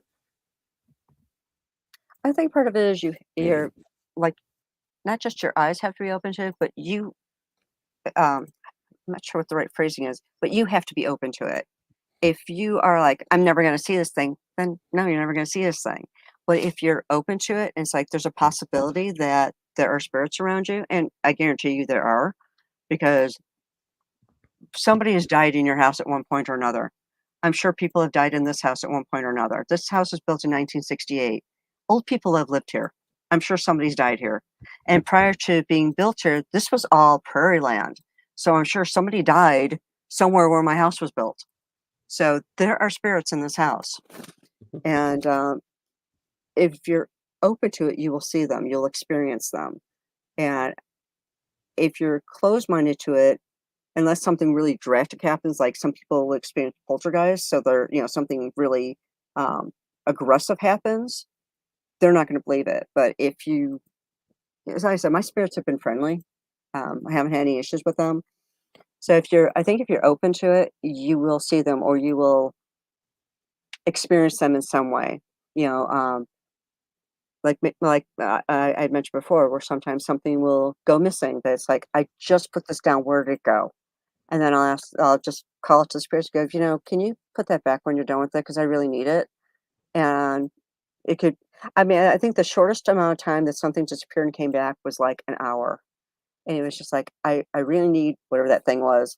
Can you put it back, please? I kind of need to use it. And it's like, you can have it afterwards, but I need it right now. So if you can return it and I'll get it back, use it, put it back where I had it. And it's like, you need it now, go ahead and take it. But it's like I'm open to it. I'm open to the possibilities that something is there and something may want to communicate with me. Aside from those 2 instances of words, I haven't heard any other speech. But like I said, I will feel someone caress my hair or like I said, bump into my chair or the bed or something, so I know there's something there. Occasionally I'll see a shadow, and it's like it's not a regular shadow, you just know it's not a natural shadow. It's like, okay, there's something there. And I'll tell them straight out, if you have any evil intent, you leave my house right now. If you have good intentions, you can stay. And I said, if anything ever were to try and harm me or Troy, this house would be sage top to bottom, every single nook and cranny, with the windows and doors open, and get the F out. None of you are welcome now. Because your pets can detect spirits more stealthily than humans. Oh, Cats are yeah. great examples. Before my cat passed, he was Mm. constantly, like, looking up at different spots and just staring. One time I scared the crap out of him because he was in our living room, which is now my library, and he was just looking up and he'd go like, "Meow, meow, meow, meow," like he was talking to something or someone. Mhm. And I was like, "Mischief, who are you talking to?" And he jumped like 3 feet in the air and just kinda looked at me like, "I'm not doing anything, really?" It was just too funny, but it's like, okay, he sees something I'm not currently seeing, but yeah. So he would see the spirits. And I said after he passed, for the longest time, I felt him. I would see like a blur, and it's like, okay, it's Mischief still around. I would hear him meow. Even now, sometimes I'll hear him meow. It's like, okay, Mischief's visiting. You know, but it's like if Yeah, you yeah, are open to it, you'll experience it. At least that's my belief yeah. on it. Because with me, when I was the kid who wanted all that stuff to be real. Okay, ghosts are real, UFOs are real. You know, um, but it's like I'm at a point now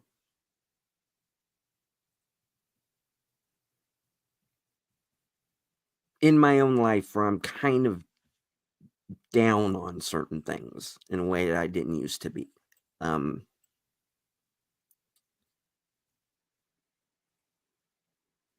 which is why I'm kind of glad I have this outlet because I don't know where I would be or if I would be.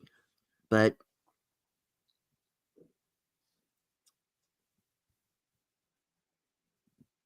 it's like I've come this far and I haven't seen anything cool. I have What another did the story for movies what did the movies show us? We were you. supposed to have flying cars by now. Where are my flying cars? you know? I've got Um a great ghost cat story for you. Troy and I uh, were spending the night at a friend's house because it was like halfway between someplace we need to be the next day in our house, and it was going to be quite a drive. So they were like, just stay at our house overnight, and then just leave out in the morning. So in the middle of the night, I got up to go to the bathroom. I knew they had two cats, so I got up to go to the bathroom, which was right next door to the room that we were staying in. And when I came out, there's two cats there. I almost tripped over both of them because they wanted to play. And they were, like, kinda chasing each other's around my legs. I'm like, "Okay, guys, come on, I need to get into the bathroom." So I managed to get past them, got into the bathroom, did what I need to do, started going back to the bedroom, and they're running into my legs because they want pets and cuddles. So in the morning when I, was down for breakfast, I was like, "Yeah, your cats were so funny last night. I got up to go to the bathroom, and the black one was playing with the really fluffy one. Fluffy, I think it was a white one, the really fluffy white one. And the host looked at me. She goes, "We don't have a fluffy white cat. We have a striped cat and a black cat."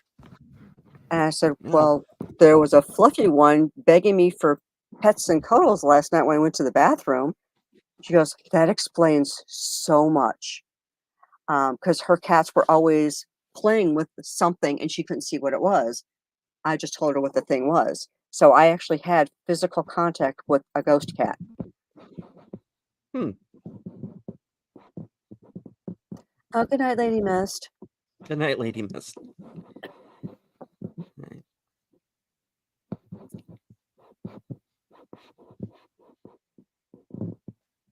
But the closest I ever came to sort of like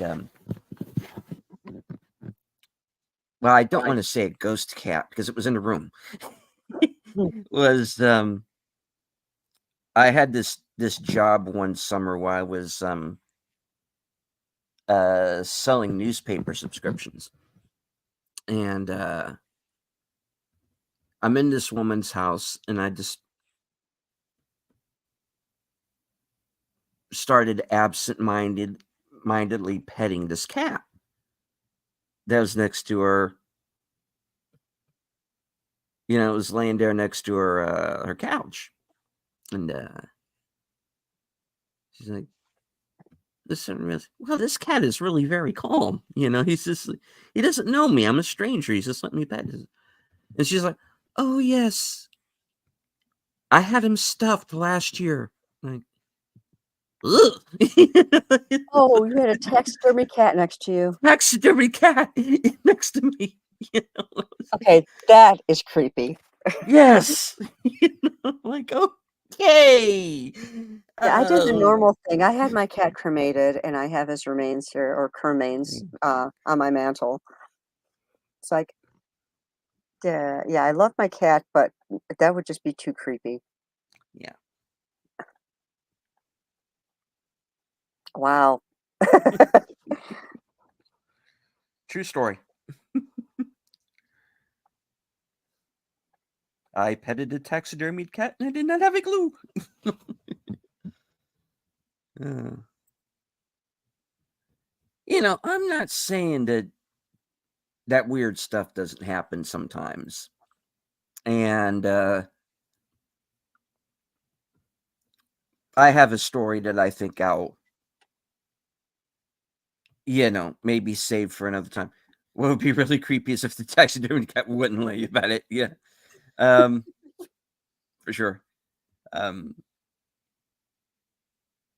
definitely have a weird story, but I think I'll keep it for like maybe a Halloween show or something and just maybe get some people together for that. But and I'm not saying that there are not like these odd little things that happen.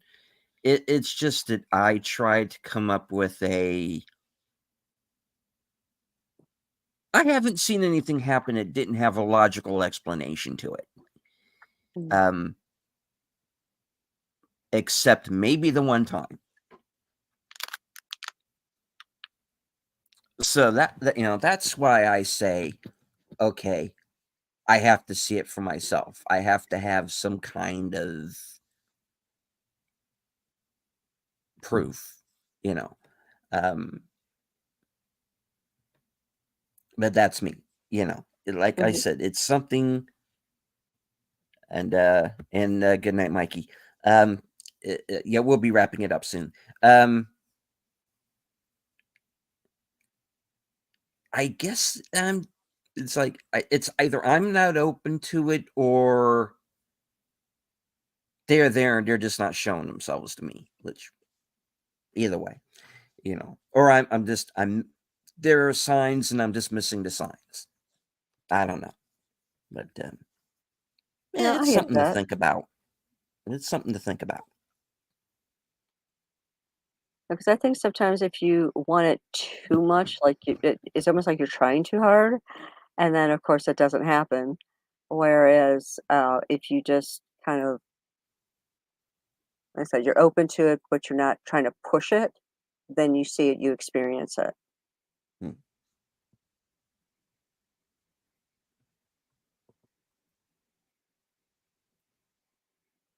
course, that's just my theory. Huh. Hey, I don't have a theory, so it's good enough for me. Um, you know, um,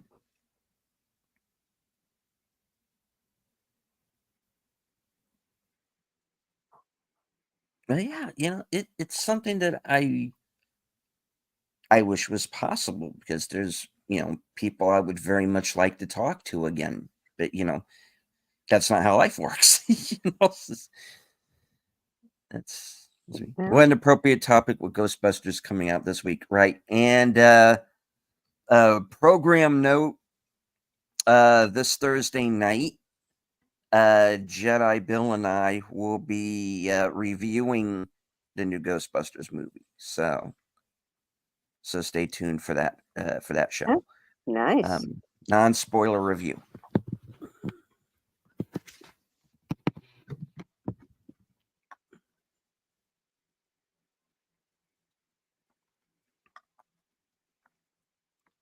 Excuse me, gotta take a sip here.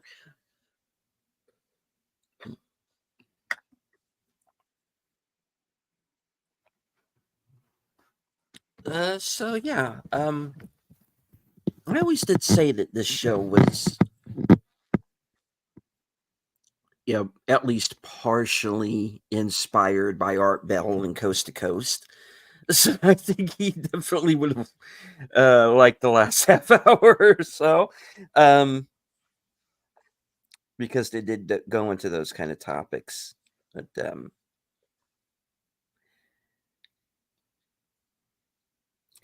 there's one show, and I don't really watch like a lot of these ghost hunter shows because I can just kind of start poking holes into it after a while. And Oh, the ghost hunter shows, a lot of them are, in fact, I think all of them have been debunked as being totally fake.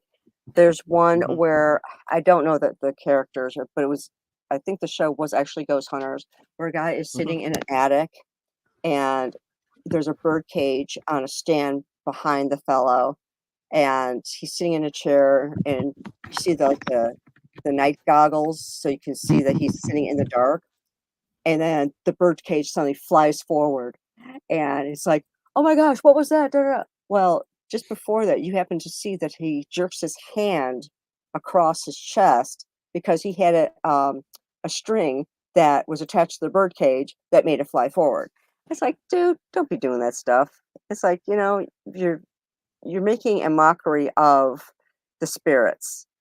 And frankly, I was waiting for one of them to just, open up a can of whoop ass on them. It's like, Hmm. it's like, no, we're real. You're treating this like a joke, but we're real. Well, the only one that I ever really got into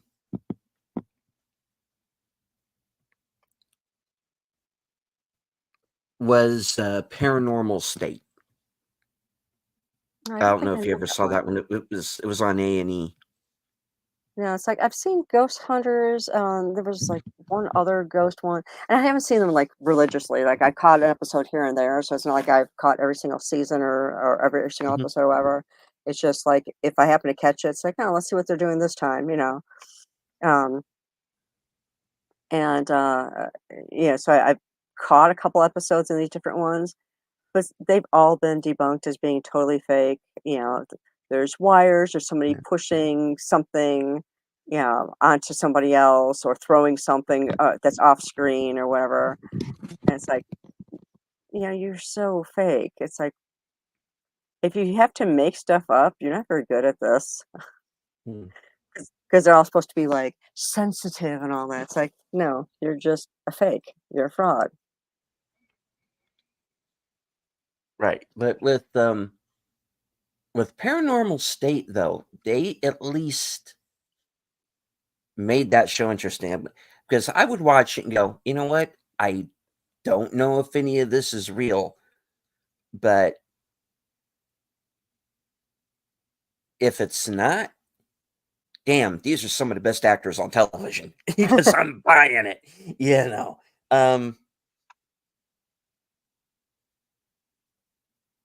It's like if they can do whatever it is that they're doing and, it actually looks Mhm, real and you're not finding anything like, oh, okay, this guy off screen actually threw something at, the person talking, or you can't mhm, tell that, somebody's got a string attached to something and yanked it forward to make it fall over or whatever, or to fly into um, the picture. It's like, okay, that would be a little bit more entertaining. But when you can mhm. see the obvious, um, I can't even call it misdirection because it's like they're not really good at it. But when you see those obvious things, it's like, okay, it just takes away from it. It's it's laughable. It's a joke, and it's you guys just make yourselves look stupid, you know? Mhm.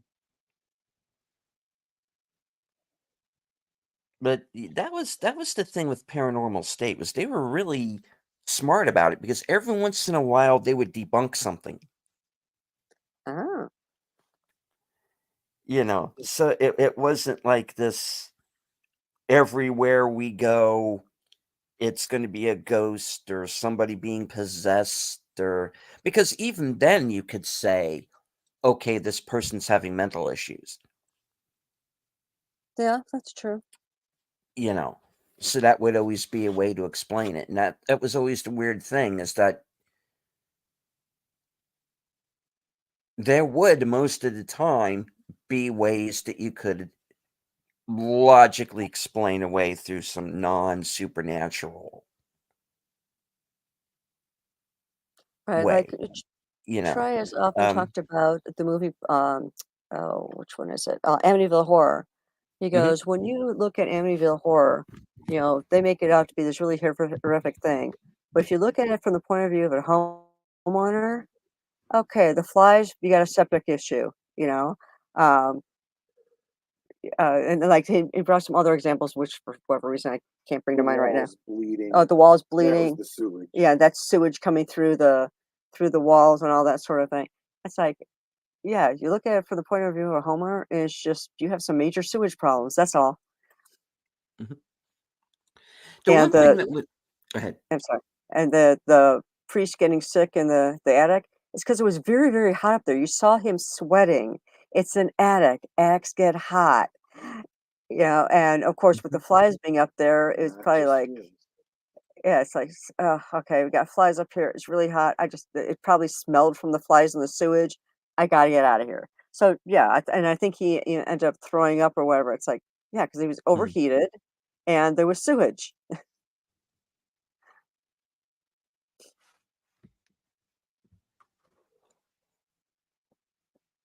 Like one thing that I thought was cool was in The Conjuring. And The Conjuring is a movie that is from start to finish complete BS. None of it happened. But, or at least to my knowledge, none of it actually happened. Um, but damn, it is an entertaining movie. Was it's I thought was interesting was that even within the rules of that movie, there are certain things that could be explained away. Like he goes and well, like the pipes are rattling. Well, yeah, because you need to get that fixed. you know, Exactly. it's not ghosts. It's just that yeah, you got like a broken part here, and you get just you need to call a repair man. That's all you need. But Yeah, like I I don't said, if know. you look at some of these things by the with the point of view of a homeowner, you're like, yeah, Yeah. this is caused because of this. This is caused because of this. Hmm.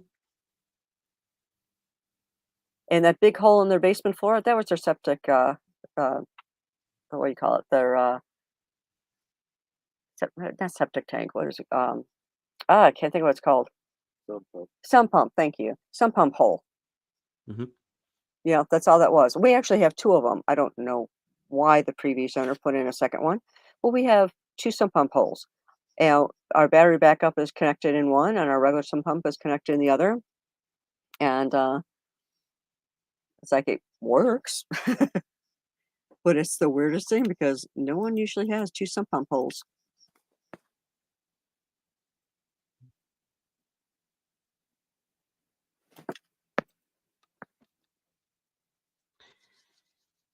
All right. Um, well, the truth is out there, folks. I don't know what more to say. Um, or maybe it isn't. Who knows? Um, and there was some one show on Pop Culture Minefield brought this up, so that's why I gave it a look. Was this Skywalker Ranch program? I don't think I know anything about that. Yeah. Well, its place is supposed to be very, very haunted and have like UFO visitations and all of this odd stuff going on. And Skinwalker. they Skywalker. skin right Skinwalker Skinwalker Ranch. Ranch. I'm sorry, Skywalker Ranch. Where did I get that from? Oh, gee, I wonder. Yeah, Skinwalker Ranch. Sorry, it's late. Skinwalker Ranch again. It's I think an A&E show, and or one of those. And they made this whole big deal about digging a hole on the property to run some sort of test. But every time they tried to do it, this one guy kept getting sick from what's supposed to be some sort of radiation poisoning or something. And every time they would go near this one area, this guy would fall out. And there would be this whole argument over, are we going to dig this hole or not? On the property, And then they have this other guy who's like, I guess security. I always called him the Blackwater guy, because you would think, he would be one of those guys. So I always just called him the Blackwater guy, and I'm like, oh, this guy is not falling for this bullshit. Come on, But he is, and I went, all right. I will give this show a chance. But if I get to season 3 and they are still debating digging this hole, while this guy gets sick and this other guy goes, we shouldn't do this, I'm out. Don't blame you. Well, I'm not watching that show at present. So I understand there are people who love that stuff. I'm just saying that I tend to find a lot of it very boring, until such time as I actually see something for myself. It's like, look, folks, obviously you have an issue with radiation on this property. Look into it. Don't send people into that area of the property so they don't get sick and fall out. I don't think it has anything to do with UFOs. And they pulled the whole thing of dead cattle and whatnot. They pulled that a couple of times when things were starting to get boring. So it's like, yeah, that's not real. You built a dead cow and you tossed it there. There's no aliens. Stop it now. But that's how I am. Like I said, the only one of those kind of shows that I really bought into was the one I brought up, was Paranormal State. And I'm not claiming that anything that happened on that show was real. And when you look into the reasons surrounding why that show went off the air, that didn't exactly help. But because the lead guy on the show was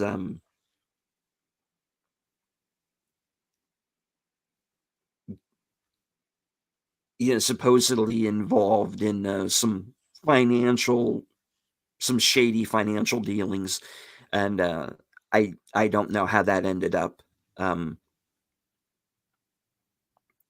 If he actually ended up doing any time or anything for it, but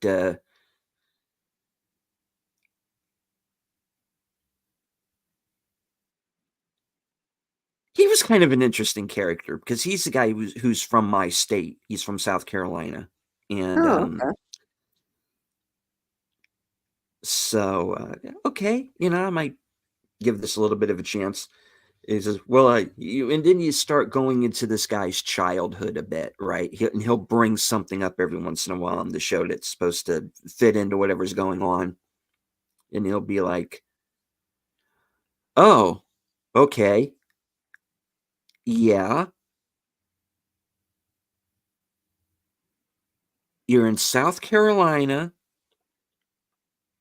born into a really devout religious family."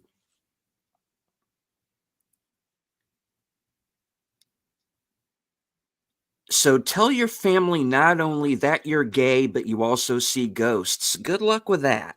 Oh, you know. gosh.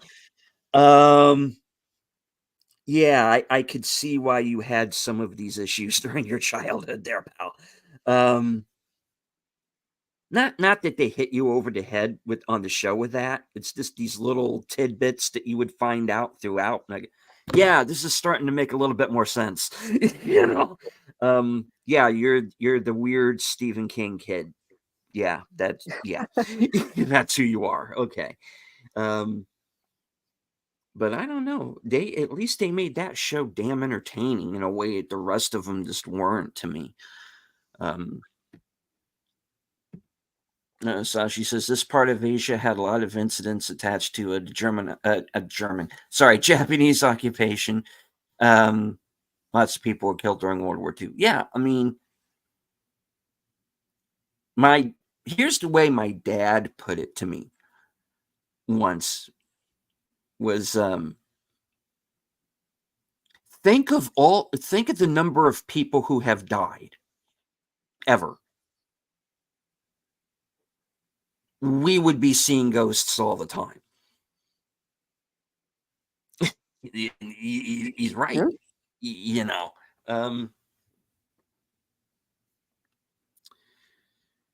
So yeah, I don't know. I have never personally seen a ghost. Um, there have been a couple of things that have happened that I can't explain, but and like I said, I'll save those stories for later on. But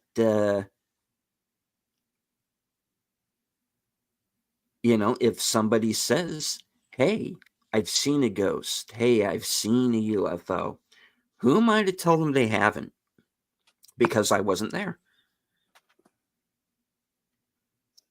I'll give you the benefit of the doubt. That's me. And hello, Lady V. Our stalker is here right at the end. Um, Hi, Lady V. mhm.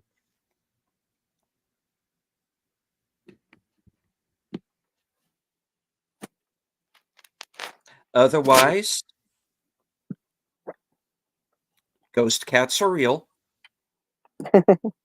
and Poltergeist 3 is the best movie of all time.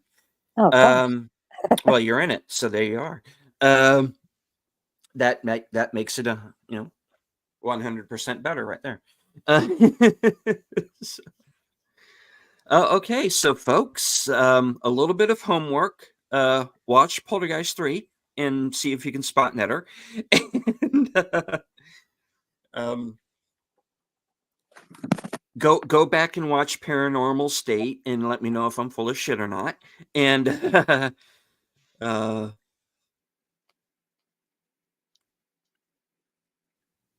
it's okay to play D&D. Tom Hanks was just pretending to be Jack Torrance for a few moments. Let's see what else. Oh, and go see Ghostbusters later on this week, I guess. All right.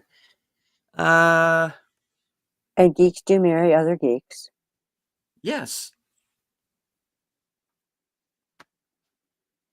All right. So, Netter, what do you have coming up this week? Well, let's see. Today is Sunday, so my next foray into anything YouTubey will be Monday on Troy's channel. So Last Call Troy Porcelli is doing a brand new stream Monday night at the movies. So Mhm. this is going to be the inaugural um, stream for watching. What's the movie again, sweetie? Sorry, what's the Mhm. movie for Monday? Blazing Saddles. Blazing Saddles. So we'll be watching Blazing Saddles on Monday. Then on Tuesday, right back here again. It's like just can't stay away. And we'll be Mhm. watching another episode of Twin Peaks at Sparkwood 21. Mhm. Let's see, there's nothing going on Wednesday that I'm aware of. Thursday, I have to get to my guess. My guess on Thursday will be Obnoxious and Anonymous. So he's also a very big Twin Peaks fan, so we'll probably be talking a little bit about that. Let's see. And then, of course, I'm bouncer and security on Last Call with Troy Pacelli on Friday. He'll be having some drinks, and I don't know what kind yet, but it's always an interesting time. And then Saturday, we're on Big Al's channel, and I don't know what the movie is. Do you know, sweetie? Uh, Night of the Week. Night of the Leaves. Oh, right. How did I forget that? Night of Oh, the Night of Leaves. the Lepus. Giant Yeah. bunnies. Like, that's a cult classic. It really is. So that's everything that I'm aware of up to next Saturday. All right. And of course, for me, tomorrow night will be mystery movie night at the Regal. I will be reviewing whatever that movie might be. Last time I checked Regal Cinema's Reddit page, people seemed to think it was going to be the Liam Neeson movie. I think it's In the Land of Saints and Sinners or something like that. I'm not quite sure if that's the correct title, but something like that. That seemed to be the consensus. But I'm not sure about that because I think that movie's on VOD already. So I don't think that would be the film, but we'll see. If it is, great. Uh, so I'll review it tomorrow night. Tuesday, of course, as we said, live from Sparkwood and 21. And Thursday night, I'm going to be joining Jedi Bill as we review Ghostbusters Frozen Empire. And hopefully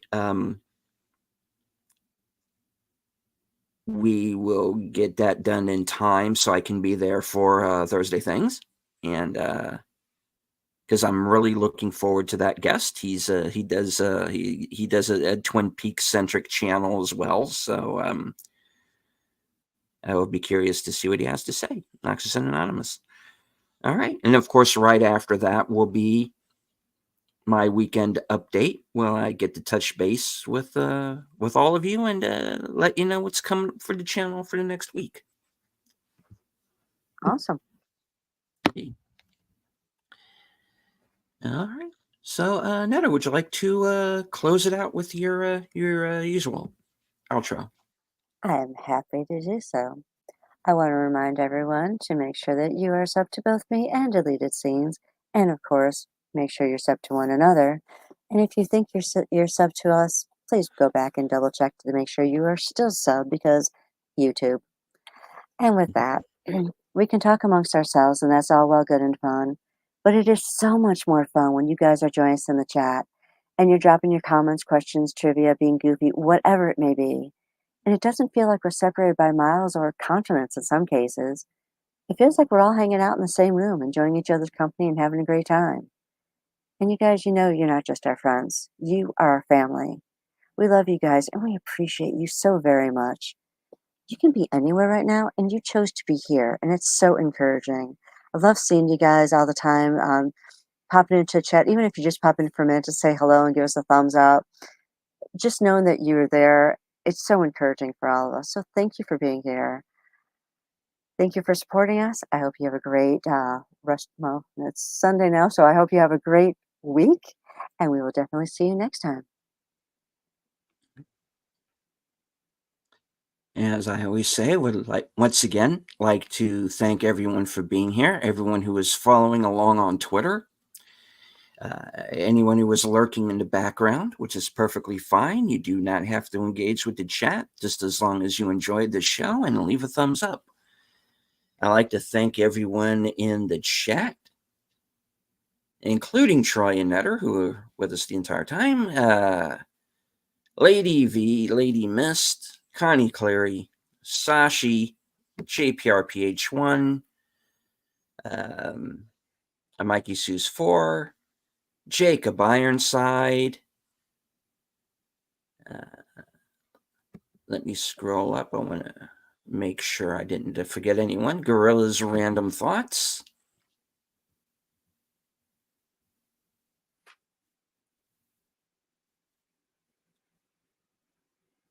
All right. And I think I got everybody there.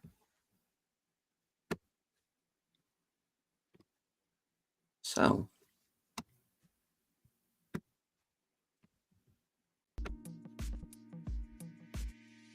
hope you enjoyed the show. We'll be back next week.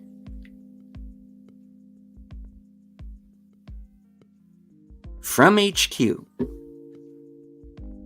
in all points north, south, east, and west, and beyond. Good night. Take care. Stay strong, because this is how we win.